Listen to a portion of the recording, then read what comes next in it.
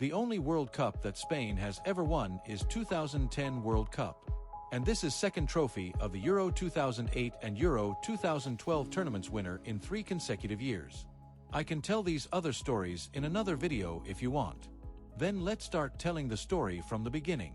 Spain, who failed to advance from the group stage in Euro 2004 and were eliminated in the last 16 of the 2006 World Cup, went to a restructuring.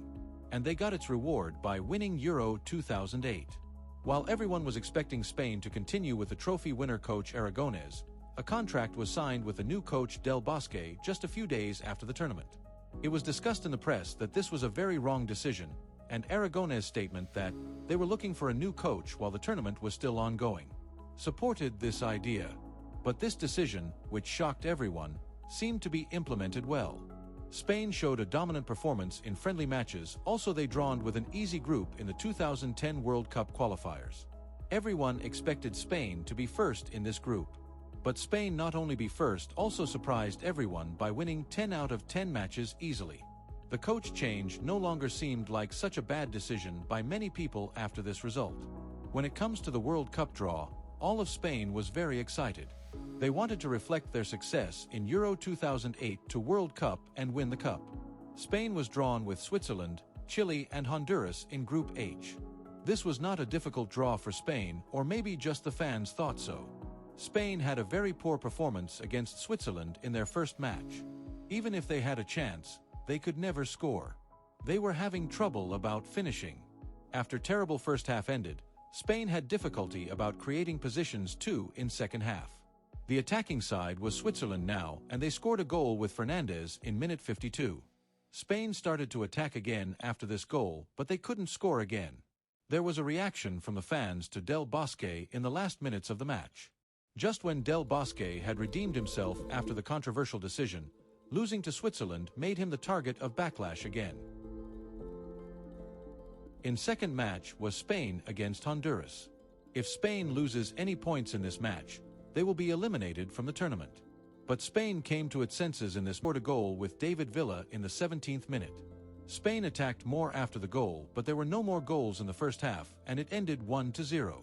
Spain continued to attack in second half and scored with David Villa in minute 51. This was the last goal of the match, and they won the match 2-0. The last match of the group was between Spain and Chile. This match would decide the fate of the group. Chile made the first attack of the match. This was Villa scores from long range after Chilean goalkeeper leaves goal incorrectly. Chile, which was completely stunned by this goal, conceded its second goal in the 37th minute due to a mistake made by the defense this time. Chile broke its bad luck in the second half and started with a goal. Miller took a shoot ball, bounced off the defense, and goal was scored in minute 47. It was the most enjoyable match of the group. However, score remained unchanged at the end of the match.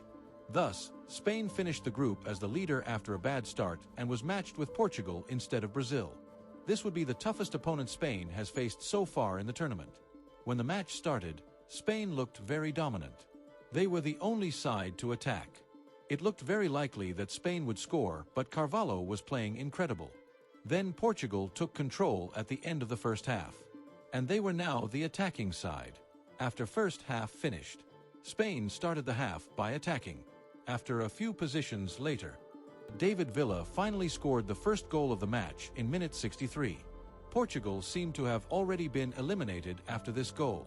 Then Ricardo received a red card in the last minutes due to her anger at not being able to score a goal. And this is how the match ended. Spain was in the quarter-finals. The opponent team was Paraguay, who eliminated Japan in penalties. First 10 minutes of the match started at a very high tempo, but both teams made mistakes in defense while attacking. That's why they switched to a more defensive style of play after that minute.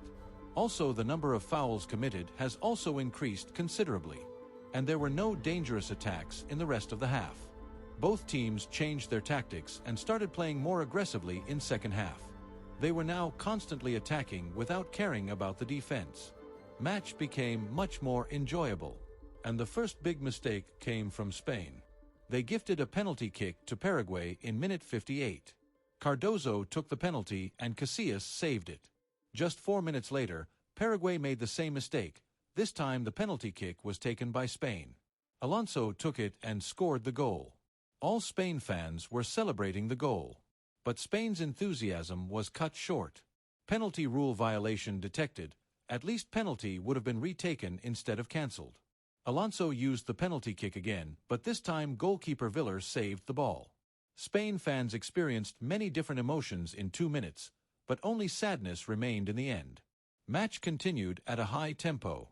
Then David Villa scored the first goal of the match again in the 83rd minute, and Spain took the lead. Rest of the match was even more exciting, but there were no more goals, and at the end of this exciting match, Spain advanced to the semi-finals. Spain's opponent in the semi-finals was Germany. Germany had beaten Argentina 4-0 and was seen as the biggest favorite of the tournament. Everyone was expecting a very exciting match. But the spectators didn't get what they wanted. There were 2 teams on the field who wanted to make finals, and they were playing very cautiously. There were no attacks in the match, except for a few positions. Remaining attack attempts were blocked by the defenders. First half ended so unpleasant. While we expected something to change in the second half, it was too tasteless as first half. Game got a little more active towards the end of the match. And Spain crossed from the corner into a goal. After this goal, Germany attacked more but couldn't score, and at the end of this boring match, so Spain advanced to the final. Opponent was Team Netherlands, who eliminated Uruguay. Both teams were playing for their first World Cup trophy. Before final match, Iniesta told his old friend Danny Jark's wife to watch this match.